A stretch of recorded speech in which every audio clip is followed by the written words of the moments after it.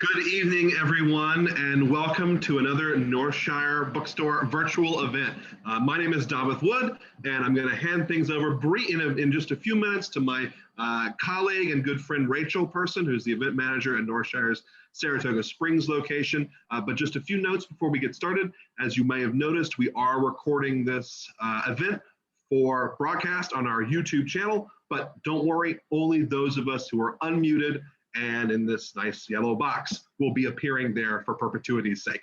So when we get to the Q&A, or before, at any point tonight, please type your questions into the chat. Rachel and I will save them up, and then we'll ask them at the Q&A.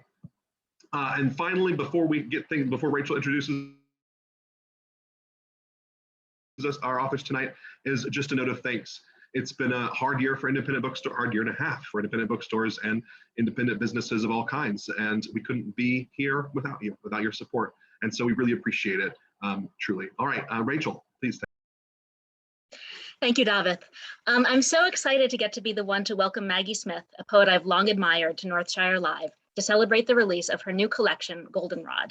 She's the award-winning author of Good Bones, The Well Speaks of Its Own Poison, Lamp of the Body, and the national bestseller, Keep Moving, Notes on Loss, Creativity, and Change, which was her other pandemic Zoom book, which she had to do Zoom events for. She is joined tonight by Kate Baer, whose poetry collection, What Kind of Woman, was also a national bestseller. Her next collection, I Hope This Finds You Well, will be released in November 2021 and is available for pre-order now. Please join me in welcoming them both to this Northshire virtual event.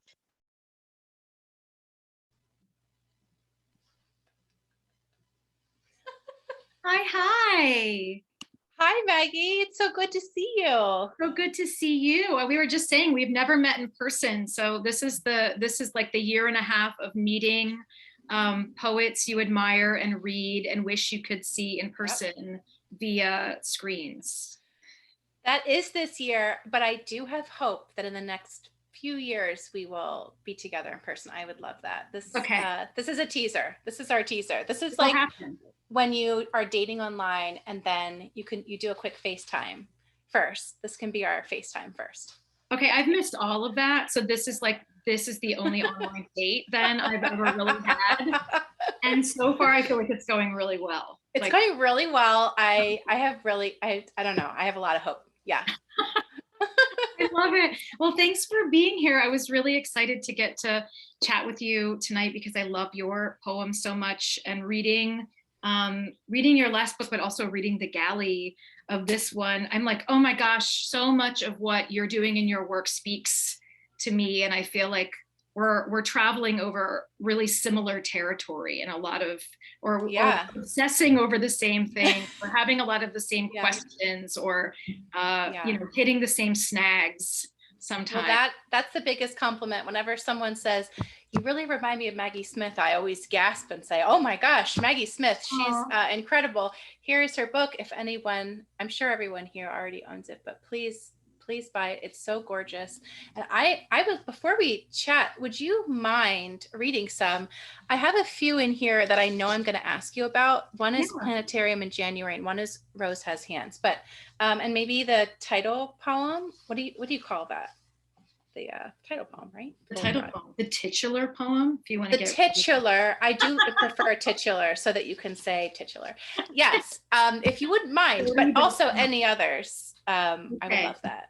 So Rose Has Hands and the title poem and Planetarium in January. I love taking requests. It makes me feel like I'm like on stage and I'm in a band. Yeah, which is the dream, right? That's the dream. Totally the dream. Yeah. I think I always am like, is it just me? But I'm sure it's everybody's dream. And yes, we get this tiny glimpse. It's everybody's dream. Okay. I'll just read a few and then we can talk. This is Goldenrod. I'm no botanist. If you're the color of sulfur and growing at the roadside, you're Goldenrod. You don't care what I call you, whatever you were born as. You don't know your own name. But driving near Peoria, the sky pink orange, the sun bobbing at the horizon, I see everything is what it is, exactly, in spite of the words I use. Black cows, barns falling in on themselves, you. Dear flowers born with a highway view, forgive me if I've mistaken you. Goldenrod, whatever your name is, you are with your own kind. Look, the meadow is a mirror full of you, your reflection repeating. Whatever you are, I see you, wild yellow, and I would let you name me. All right, I've got my hands in here. Okay, this is Rose Has Hands. Autocorrect gets me every time. I have finally figured out how to get ducking to stop happening. And the key is that you have to put the word you really want to use into your phone as a contact. That is a great tip. There's a pro tip if you're tired of ducking, folks. This is Rose Has Hands. My phone doesn't observe the high holidays, autocorrecting Shana Tova to Shaman Tobacco, Rosh Hashanah to Rose Has Hands. Apples and honey for a sweet new year, or apples and honestly, or news and years, always more than one. Yesterday, my daughter asked, out of what felt like nowhere, but must be a real place inside her, when people kidnap kids, do they kill them? Why would someone kill a kid?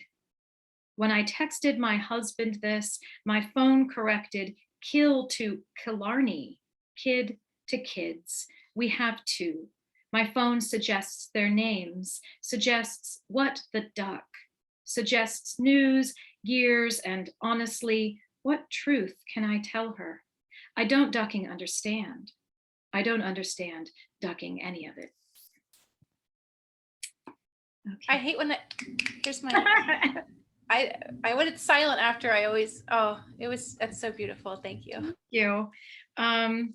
Okay, this is Planetarium in January. Actually inspired by going to COSI, our science center, with Violet when she was younger, and sitting and sort of taking it all in. Planetarium in January. In the coughing, baby crying dark of the planetarium, I sit beside my daughter and draw lines with my eyes to connect the stars, to assemble the winter skies falling down house, a star house tipped on its side, gables lit, closing in closer, closer, and now I am almost inside it, almost forgetting my daughter beside me, the mother and baby in front of us, and the fussing, whispering dark, that teeming, that can't touch any part of me in this star house, this winter house I must crawl through because it is dark and because it has fallen. I don't know if I've read that one. Oh, thank you. It's my favorite one. And I'd love to talk about that one. It's so beautiful. And I would just like any little detail, anything from, you kind of already said maybe where you wrote it or why you wrote it, and even how long it took you. It feels like one of those poems that comes quickly, but I know that sometimes that assumption is dead wrong. And so there are certain ones, sometimes when I'm reading poetry, I don't know about you, I think, man, this sounds just like it came so quickly. And I wanted to know if that was one of them. This one did happen faster than a lot of them do. A lot of my poems start out with like one line, and I just sort of like feel like I'm revving my engine on that line for a really long time, and it will like sort of live in this trash mess of a notebook until I either stumble upon it again. Yeah. And because of whatever experience has happened between me jotting it down and me finding it again, like something has happened in that gap, whether it's like 4 days or a week or a year, that makes the poem possible that maybe I just couldn't quite get enough momentum in the beginning. But this one I think happened, if I remember correctly, I think it happened pretty quickly. And it makes sense because really there is, if I'm remembering this correctly, this poem is one sentence. Okay. Yeah. So it's like that sort of like rush of stuff. Right. And just sort of like doing that kind of telescopic thing where you're picturing something and you're going in and in and in, almost like film, when you kind of start doing like the extreme close-up. That was sort of the style I think I was working on in this poem, is sort of telescoping out and then kind of telescoping back in. Yeah. But often they don't happen fast at all. They happen incredibly. Like there are a couple poems in here that I started, when my kids were babies, and now they're, 3rd and 7th grade. And it just took a long time to kind of gestate and like come together. Yeah. And the fast ones, almost are frustrating, because it's like, why doesn't this happen every time? I wish that happened quicker. And that one felt like that. No, because it feels like just a feeling and not something that's real. Yeah, I tend to not trust the fast poems, and sometimes I'm wrong. Like, right, Good Bones is the fastest poem I've ever written. So like, sometimes we're not really the best judge of like when a poem is done or any good at all. But I usually trust a poem more when I have to work at it. Yes. And that's, probably something that is like hopelessly Midwestern in me. I can't just accept the thing. I have to feel like I've done a day of plowing, and that's what I've gotten. I also wanted to talk about the other one you read, Rose Has Hands, and also the poem that starts with a retweet. There's often this assumption that poetry has to be timeless and not interact with like technology or the zeitgeist. And so for me, those two poems feel like such a breath of fresh air. It's like, oh, here's a poem that's not about the moon. And that's coming from someone who has written so many poems about the moon. And I wondered what your thoughts were on that. Like, do you also find those to be a breath of fresh air, or how do you feel kind of about that concept in general? I love that, because really poem beginning with a retweet is so much about the moon. I know. But still, it's, because poets in the moon, man. But it's still, it was born in a place where we don't think of poems being born on Twitter. And I think, there was a time in my life where I really felt like there was like poetry material, and then there was like life stuff. Yeah. And I had never felt that weird tug and divide more than when I became a mother.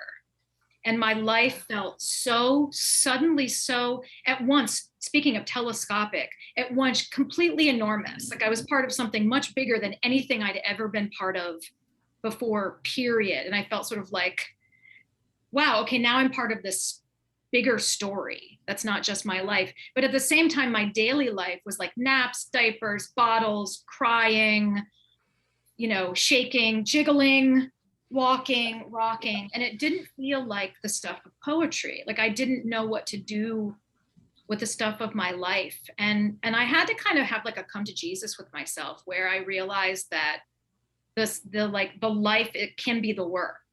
And I don't actually have to sort of sift through the stuff of my life to put aside the things that aren't worthy of being in a poem. And then what do I have? Like the moon and trees. I mean, granted, there's a lot of nature in my poems, but there are also a lot of people and daily experiences and dog walks and just, Twitter and autocorrect. Yeah. So I think maybe having the sort of the technology and some of these poems, and also some like pretty clear historical and political references in these poems, make it not timeless at all. Like it's definitely a 2015 to 2020 time capsule of a book. The ages that my kids were, and the administration some of us survived, and the pandemic, and the divorce. I mean, really like all the stuff just became, I mean, there's a lot of kindling. Yeah. And I just, timeless and timely, I don't think have to be mutually exclusive or the goal. Right? Yeah. Yeah. And just also the internet has this tendency to dismiss writing including poetry about motherhood as like niche and cliche. And I'm wondering, have you encountered that at all? And what is your response to that? Oh yeah, I've encountered it. I mean, I think I even had some sort of like real internalized Same.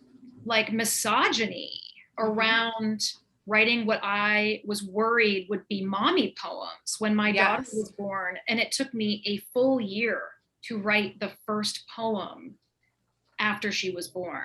I mean, that's the longest I've ever gone without writing a poem. And I think I just had a crisis, frankly, and didn't know what my work was going to become.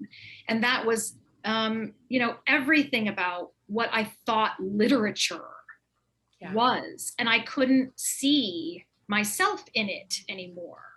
Right. And finding poets like Sharon Olds and Beth Ann Fennelly and Brenda Shaughnessy and father poets too, but particularly mother poets, and particularly mother poets who wrote about the body, who wrote about motherhood in a really corporeal way, gave me permission, I think, to do that. But yes, when I go to AWP, do people ask me who's watching my children? Yeah. Do you think that my ex-husband, when he goes and travels for depositions or is in trial, that anybody's asking him who has his kids? No. So I think we have a long way to go with how we deal with women writers, not just with subject matter, but just with like being in the world and doing the work. I'll get off my soapbox now. Oh, I've been on that soapbox too. And sometimes I'm so sick of being up there. I almost get sick of answering that question. I know I just asked you because I'm so tired of living on the soapbox, but I can't get off of it until I stop getting asked where my kids are and who's taking care of them, even though their dad was 50% responsible for creating them. I'm 100% responsible for caring for them. So, and it is the 21st century. It is incredible. It is, I feel this. I mean, I'm like, it's especially, I mean, I'm reading both books, but I feel like especially reading the new poems, I'm like, yep, like here is the tension, because those poems are coming from both, you've used the material of both kind notes, but also notes that are sort of cruel and judgmental and transform them into art. And so, I think if you can get up on your soapbox and make a book of poems, you're here. I want to pivot from the childcare question and ask about how. Now, I've read your other books, and I'm wondering how Goldenrod was to write different than writing your other books. I've been wondering this the whole time. As soon as I read it, I wondered if it was different, if it was the same. I know it took 5 years. Did I read that somewhere? It took you 5 years to write. I'm wondering how that experience was to write that, if it was different than your other books. Not really. I mean, I think all of my books have taken multiple years to write, the books of poems in particular, because I don't really write a book of poems. I write a poem and then I write another one, and I don't write every day. So it takes me years to accumulate enough poems. And then I have to look at all of them and see, which ones want to travel together and be in conversation. And not all of them want to play nice in between the same two covers. I mean, sometimes there are poems that I have ready to go and I don't put them in that book, and they show up 2 books later where they're actually kind of old poems by that point, but they fit better with whatever that work was. So it's almost like they were kind of the prescient poems, like the Canaries in the Coal Mine, and they were sort of doing the work that I was going to be doing down the line and just didn't know, but they don't fit. So it took me a long time to write the book, but not really in a different way. I mean, I was a parent the entire writing of Good Bones also. I think my daughter was born in the middle of me working on The Well Speaks of Its Own Poison. So that was a little bit different because I wasn't also parenting and trying to finish a book. No, I mean, the process never changes. And I actually find that really Comforting. Yeah. or frustrating. I find it comforting. I find it comforting. Like the way that I write an individual poem is no different than it was for me when I was 23 years old. Yeah. 21 years ago. And the way that I arrange a book of poems is no different for me than it was 20 years ago. It's just the work is the work. I haven't found some magical workaround. Yeah, I know. But you kind of want there to be one when you're listening to an author speak. Like, are you sure there's not some other different way? I don't think there's another way. I mean, and maybe there is. I mean, maybe other people really sit down to write a book of poems and they write every day, and in 6 months they have a book of poems. They probably don't have 2, 3, or 4 kids if they're working at that clip. And I don't know. I know a lot of people who write every day, and I know a lot of people who don't and feel guilty about it. And I'm neither of those. I don't, and I don't feel guilty. I don't either. It's not possible for me to write every day. I would get burnout. There's a huge thunderstorm here, so if you hear a crack, it's just raining. Okay. I have my noise canceling headphones, but I see it. Like I can anyway. I wanted to ask though. I think you wrote some of this during the pandemic, right? Did that influence any part of this book? Yeah, the last several poems that I ended up putting into the book, I put in, later in 2020. Yeah. And it was more just a function of like, I started putting it together in 2018 and I didn't feel like it was done. Like I technically had enough poems, but it didn't really feel like the book yet. And then I kept working on it in 2019 and it just didn't feel like the book yet. And I didn't know what the secret sauce was. It's just, it's like an intuitive thing. This just isn't the thing yet. Yeah. And then 2020 happened.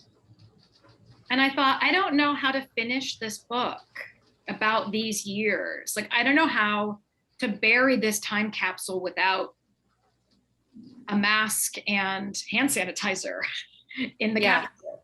Like it felt like such a strange, huge thing to leave out of the book, knowing that it would probably come out in the next year or two. And so nervously, I started working on some poems without knowing if they would be good enough, to include with the other ones that were like a little more seasoned. And some of them were not. I mean, I wrote a lot of poems in 2020 and only a handful of them made it into the book. Yeah. Yeah. That's what I thought, but I wanted to hear a little bit about it because the same thing happened to me. Is this book was coming out soon, What Kind of Woman, and the pandemic happened, and I found myself writing poetry about it, and I didn't know at first if I should include it or not, and then it felt so much like the rest of our life would never be the same that it felt strange not to include it, and so I wondered if it was the same for you. Yep, same. I mean, And it would have been fine if I hadn't, like if I had written a bunch of poems in 2020 and I decided they were all bad, it would, it wouldn't have been so weird. But I think in some ways this book now gives a kind of fuller picture of this time for me, like personally and also politically and I don't know, culturally. Like we've been through a lot in the past. Really been, right? I don't want to stress you out by asking you this question at all, but I love that lead in. I'd like to know, not necessarily what's next, although I am curious, always wondering if, when you put out a book, I think sometimes people don't realize it's already been done for a bit. And so you have time. I'm wondering if you know what's next, you also might not want to talk about it, that's fine. Or if that's not the question, is there something you'd like to play with more, whether it's a different genre of writing altogether or a different kind of poetry? I'm wondering, does that ever float around? I mean, I kind of want to do everything. That's sort of like, because I love a challenge. Yeah. So, like, would I love to write a psychological thriller? Right? It's the dream. Do I have time or like, the talent to do it? And probably not either, but one never knows. I'm working on a few different things right now. One, I can say I'm in edits on a picture book. Oh, wow. For kids, inspired by some like sort of like bedtime traditions with my youngest. And so it's not poetry, but picture books aren't that far off from poetry. It's pretty spare language. It's pretty lyrical. It doesn't rhyme, but I don't know how not to use assonance. Yeah. It's or metaphor. Right. So I got to kind of lean in and use the tools in my toolbox that I really like to carry around and have handy. And I'm excited about it, both because I think it'll be a different experience for my kids seeing me make something that isn't for grown-ups, but also just getting to stretch a little and try something new and something collaborative, because we're not to the point yet where we have an illustrator, and I'm super excited for that's the next step, is like finding. Okay, I was going to ask if you also drew it, because wow. Oh Lord. Okay. That makes me feel better. I thought, oh my God, if she's one of the best poets, but also an illustrator, that's too much. Okay. I mean, if you want stick people.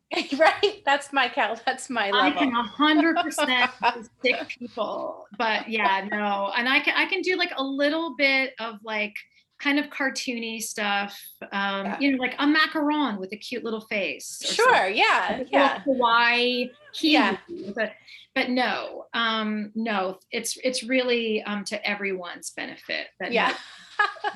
I like to consult on such things and not have anything to do with it. Yeah.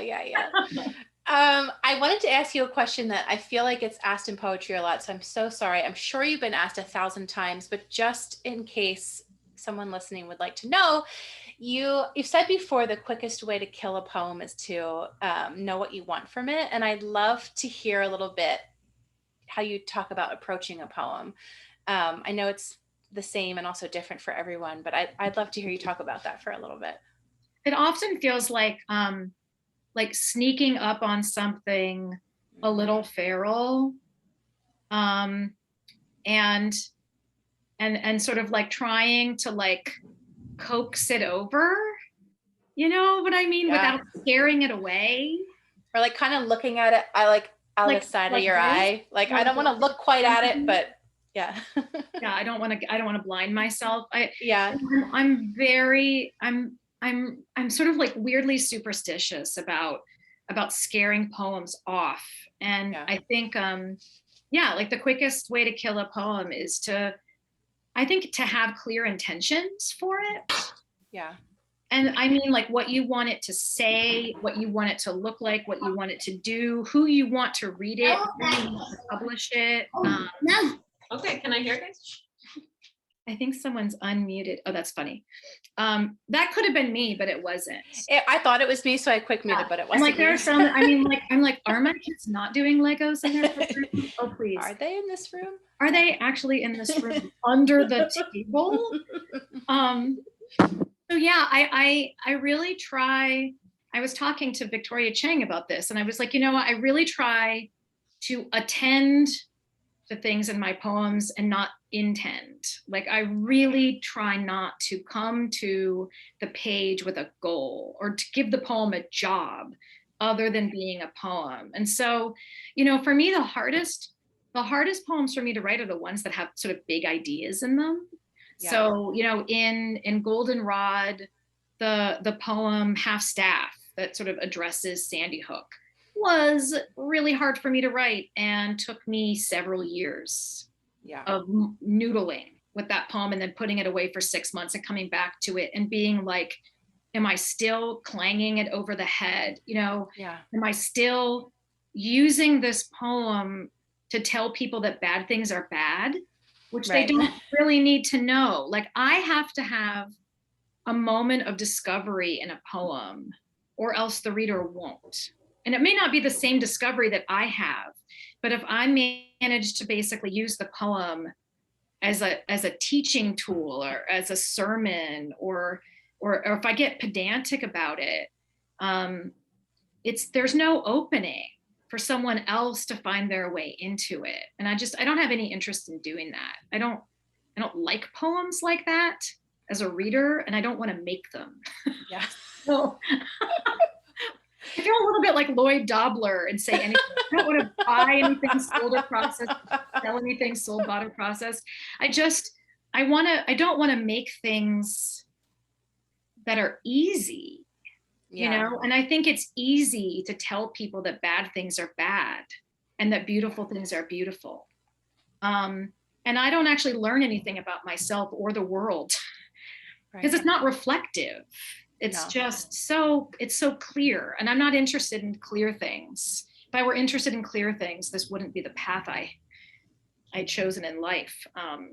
So yeah, I tend to go to poems with questions, and I usually don't leave them with answers, but I spend a lot of time inside them sort of clarifying my questions and learning about myself in the process of like, why is this question the one that I keep asking?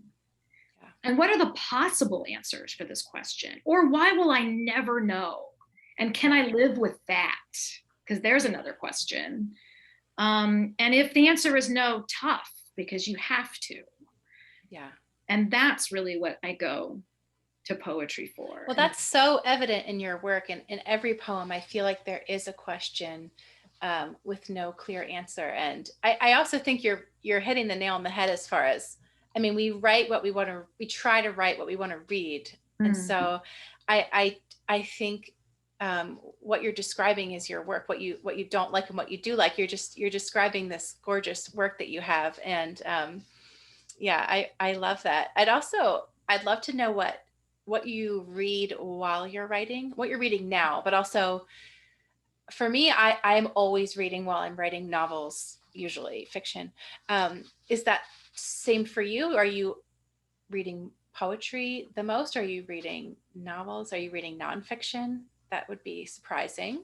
I read nonfiction too, but I don't know. I guess I'm lumping all poets together in my mind as fiction whores a little bit. Not at all. I read almost no fiction. Oh. I think the last... Okay, so you're reading nonfiction. I think the last novel I read and became completely obsessed with was The Need, Helen Phillips.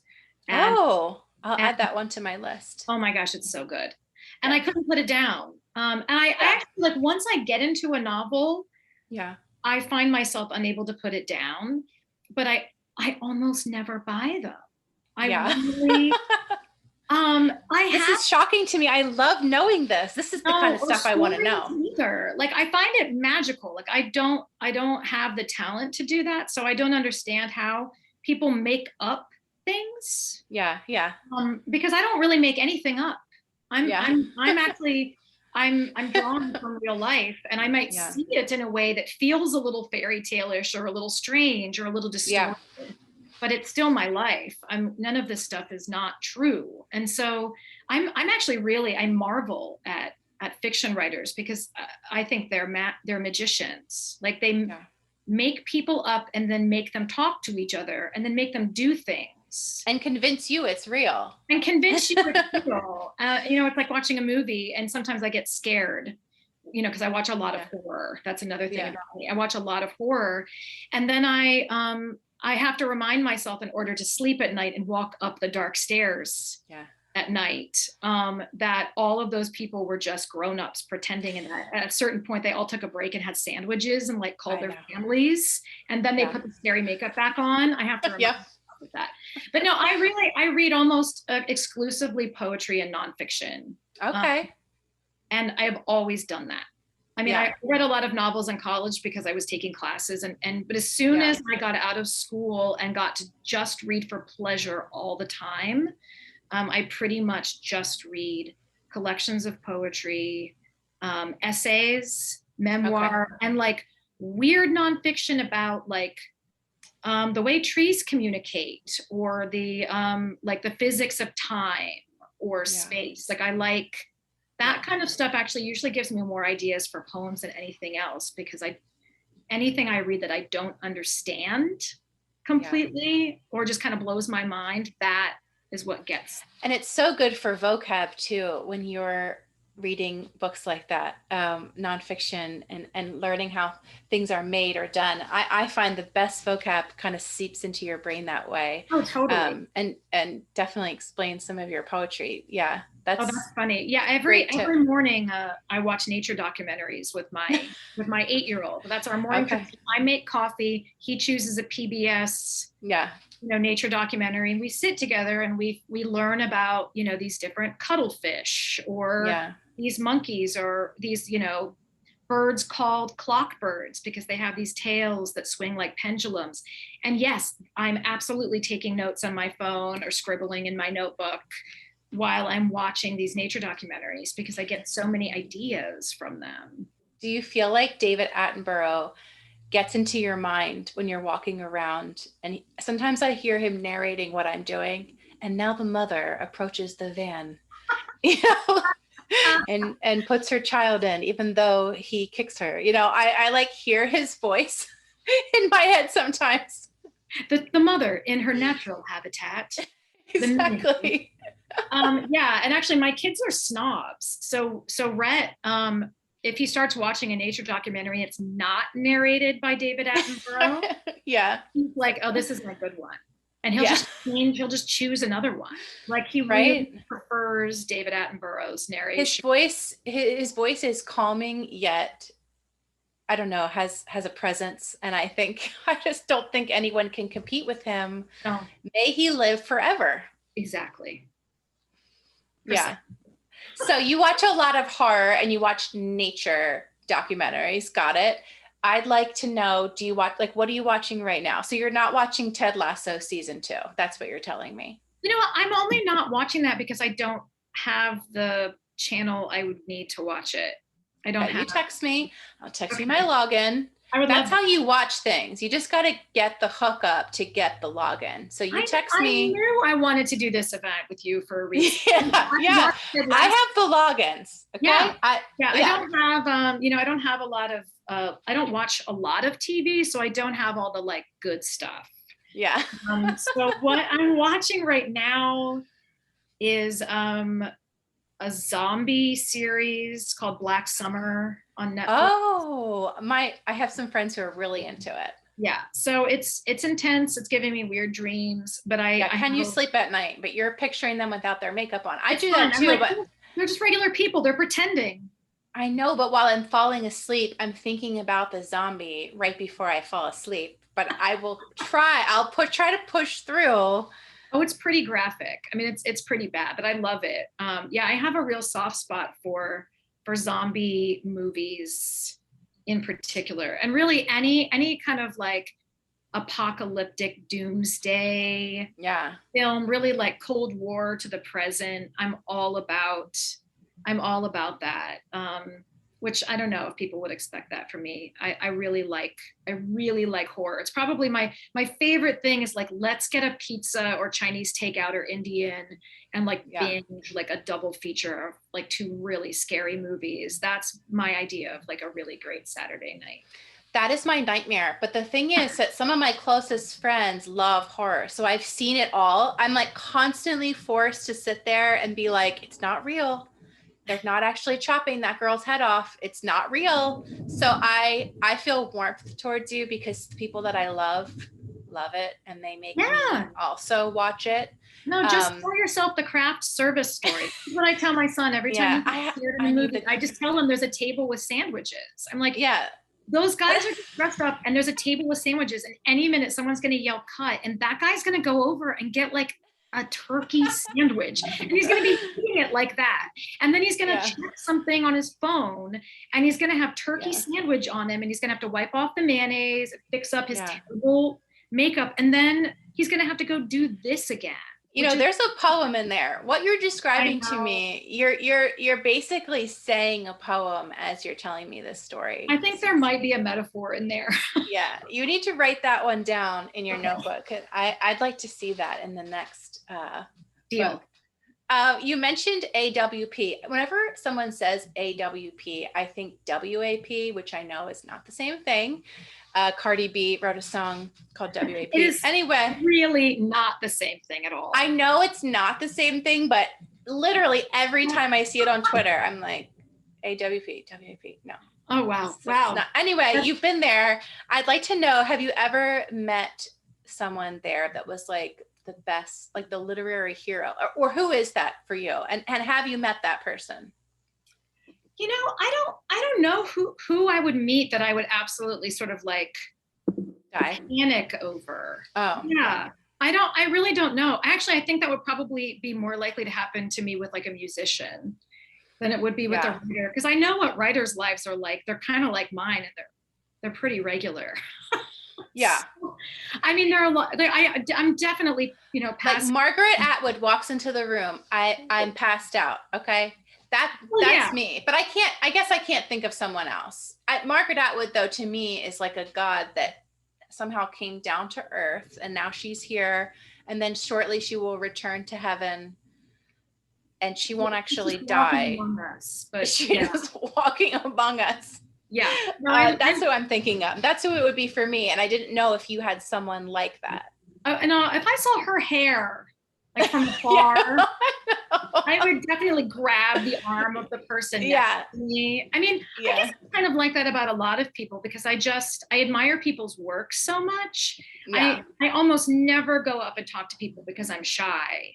So Are you shy? Oh, I mean, I'm not shy because I'm in my house. But if I were in a room, I would never talk to her. No, I would never talk. I really don't talk to anybody. I mean, even just in my own neighborhood, I wear headphones all the time. And it's like, I love music, but it's also a wonderful deterrent as an introvert, to not have conversations with people constantly. But when I go to AWP, I don't think I've ever gone up to anybody and said, I really love your work.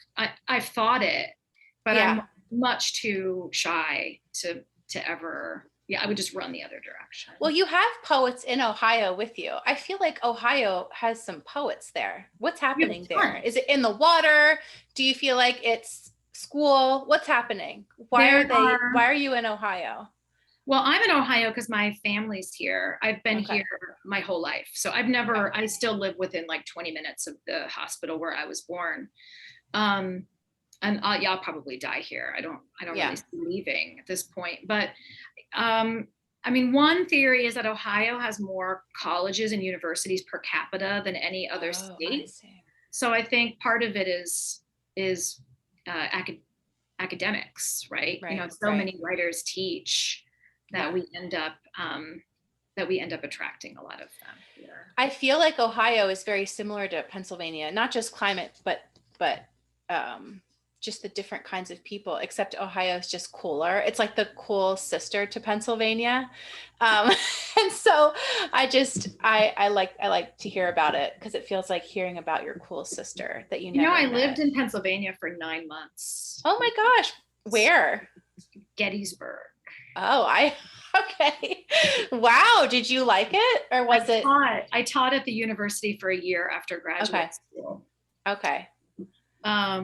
So yeah, I've never been to Gettysburg, but it's not too far from here. They have monuments. Maybe they have like a monument park. I just saw a little request pop up in the chat for a specific poem that Becky Griswold wants me to read before we Q&A.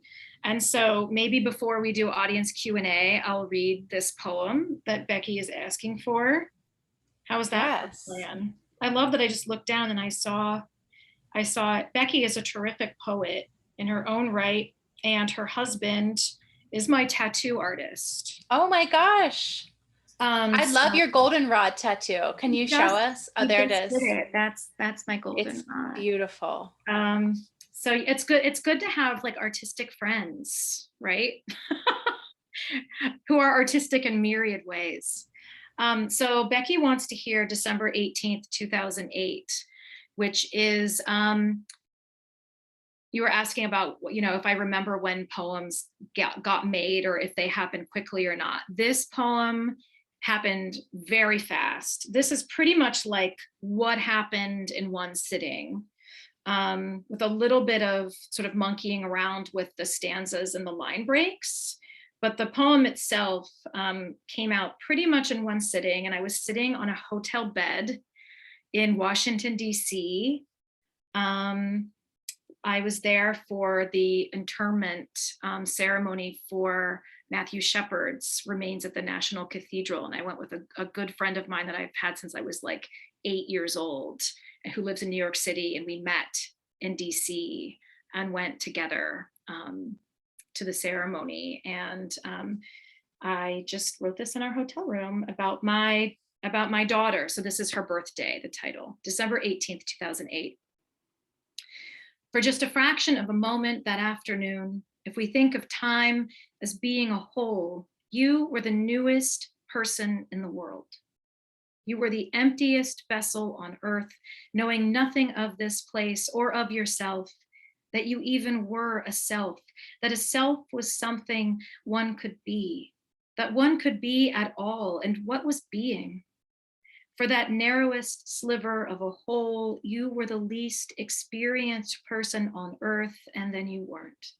You knew me before you knew your own body, what to do with your hands, your pink fists battering your face. We swaddled you as if against that confusion, though I tell you that confusion never leaves. The body remains a house unaware of its rooms. That's beautiful. Thank you for reading that. We have other questions, and I don't know. Most of the consensus actually in the chat box is that what people would really love is to hear some more poems, and that we would love for that to take priority over questions, if that's okay with you both. I'm happy to read. Are there requests? I'm not looking at the chat. If people have specific December there 18. is in the grand scheme of things was the other poem that was mentioned by name. I will find that one. I should know this book by heart, but I don't yet. It's still kind of my newbie. Okay, I found it. This is something I say all the time in the grand scheme of things. And then hearing myself say it once, I was like, what does that even mean?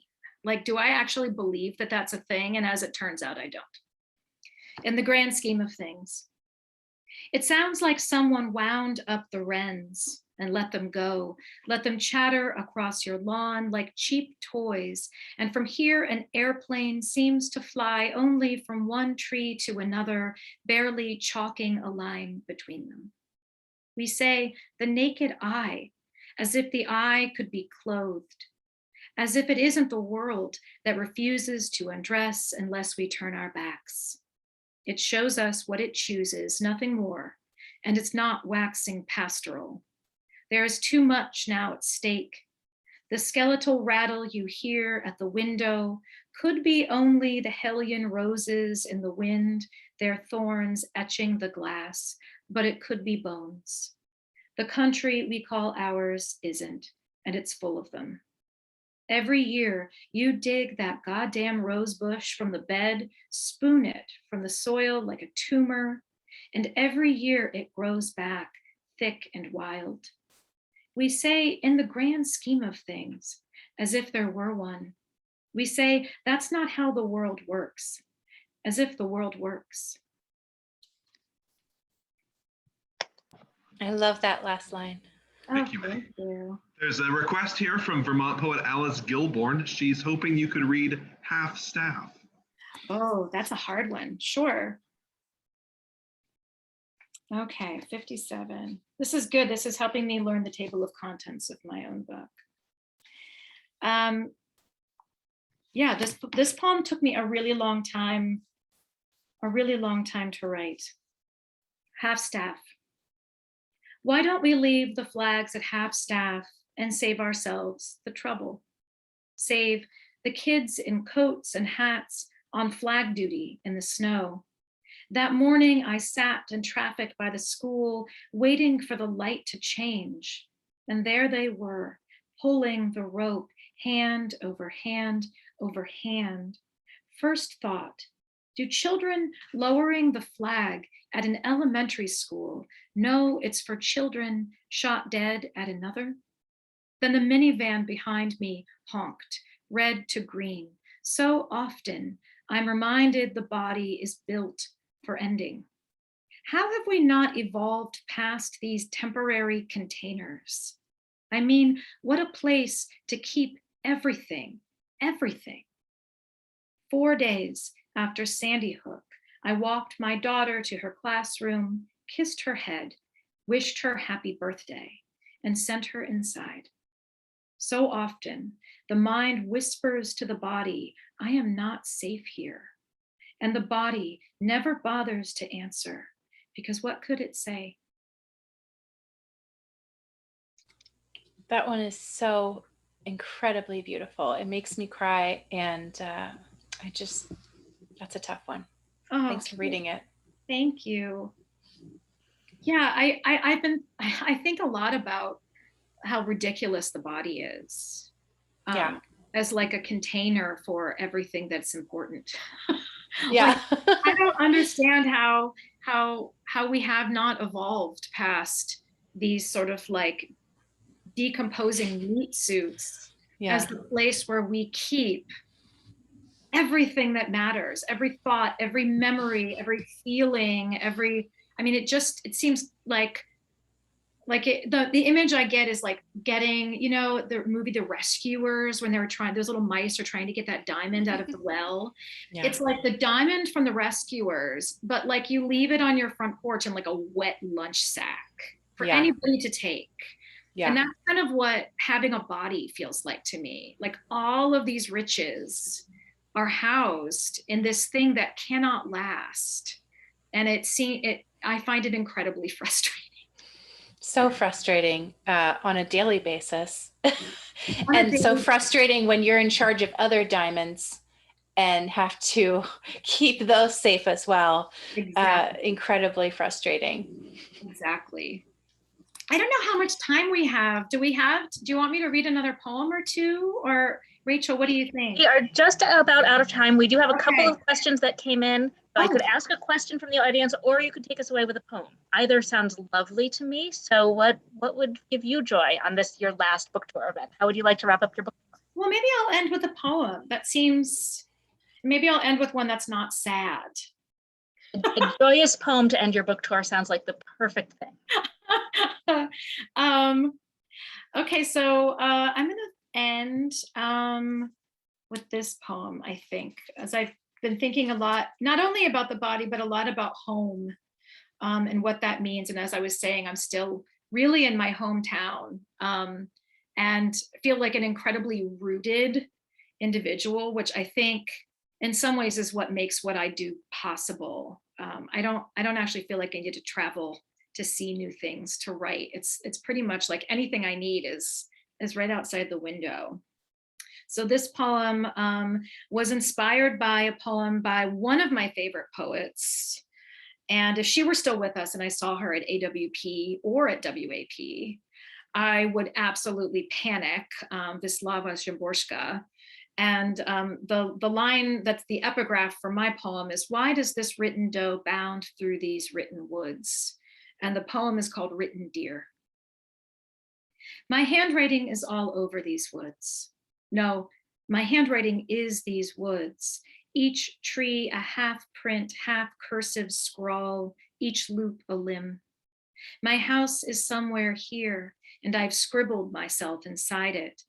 What is home but a book we write, then read again and again, each time dog-earing different pages. In the morning I wake in time to pencil the sun high.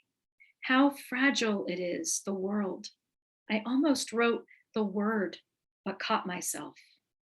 Either one could be erased. In these written woods, branches smudge around me whenever I take a deep breath. Still, written fawns lie in the written sunlight that dapples their backs. What is home but a passage I'm writing and underlining every time I read it? Thank you. Thank you so much, Maggie. That one has so many beautiful lines in it. I'm so glad that we ended that way. Rachel, do you have anything else for us? No, just huge thanks on behalf of Northshire, and I think I can safely say all of the audience here tonight. This has been really just an incredible evening and such a joy, Maggie, to hear your work and then to hear the two of you speaking about it. It's really been amazing. Audience, you can order both of their books at northshire.com. Thank you all so much for being here, and please join us for future Northshire virtual events. Thanks so much. And thanks, Kate. Yes, it was so lovely to be together. This was fun. We'll do Everyone, it next time in person. next time in person. Good night, everybody. Good night. Good night. Bye.